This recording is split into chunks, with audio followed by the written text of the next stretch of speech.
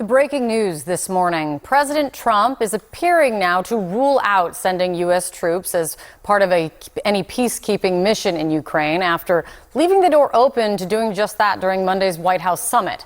Also, now Russia is again refusing to commit to a face-to-face between Vladimir Putin and Ukrainian President Zelensky, even as President Trump continues to push, saying he quote, sort of has set one up, a meeting. In just the last hour, President Trump spoke about potential land swaps as part of a deal to end the war, while appearing to blame Ukraine, not Russia, for starting the conflict. Here's what he said. Ukrainians are going to get their life back. They're going to stop having people killed all over the place, and they're going to get a lot of land.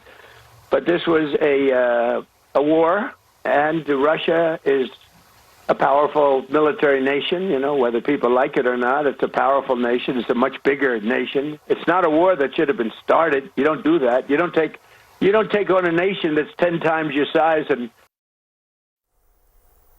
joining us right now is retired Admiral James Stav, a CNN senior military analyst. See you shaking your head. What do you make of what the president said right there? Well, first and foremost, as always, let's remember this is a war of choice by Russia, and specifically by Vladimir Putin. He invaded his neighbor, and the Ukrainians are fighting for their lives. They're fighting for their children. They're fighting for their families. They're fighting for their civilization and for their language. And I think we need to honor the way in which they are fighting, not imply in kind of a loose way, as the president did a moment ago, that somehow they're to blame. One and only one person is to blame, and his name is Vladimir Putin. The president yesterday appeared to leave the door open to American troops being put on the ground as part of a peacekeeping force to Ukraine. If we use a double negative, he, did not completely rule out not putting troops on the ground as a part of a peacekeeping force. But today he was asked about that, and let me play what he said about that as well. But Mr. President, what kind of assurances do you feel like you have that going forward and, past this Trump administration, it won't be American boots on the ground defending that border? Well, you have my assurance. I'm president. Regardless if he's a yes or no, Admiral, do you think that U.S. troops need to be part of a peacekeeping force for Ukraine for it to be successful? Kate, I do not. I think the ground forces could easily be supplied by France, the United Kingdom, Poland, the Baltic states, Estonia, Latvia, Lithuania, Finland, whose leader was in the White House yesterday. There are plenty of European troops that can provide the boots on the ground. What the U.S. has to provide is cybersecurity, intelligence, possibly some air forces, support to those Ukrainian F-16s. We passed along to them logistics muscle. All that can come out of the Supreme Allied Commander, the job I had in Europe. But the United States ought to have a significant role, but we don't have to put boots on the ground. The Europeans will be glad to do that.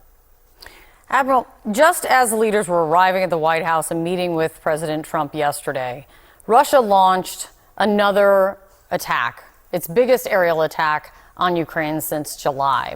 Multiple people died. Many were injured.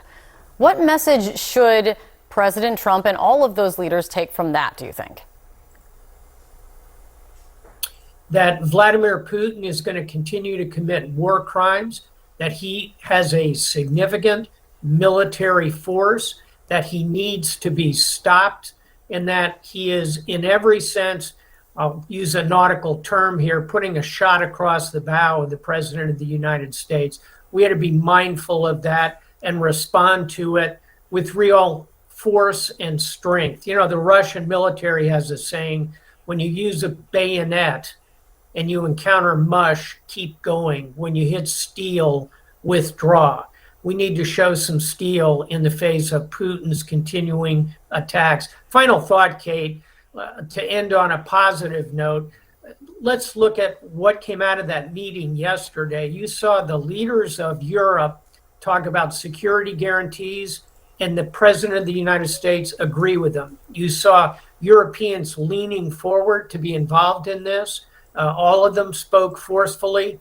And finally, I'd encourage people to take a look at what the leader of Finland had to say, a relatively small country, but with real determination and knowing he shares a 600, 800-mile border with Russia, so much courage and steadfast steel from those Europeans. We ought to partner with them and face down Vladimir Putin. That being the progress coming out from yesterday, and now we see where it heads from here. It's great to see you, Admiral. Thank you so much.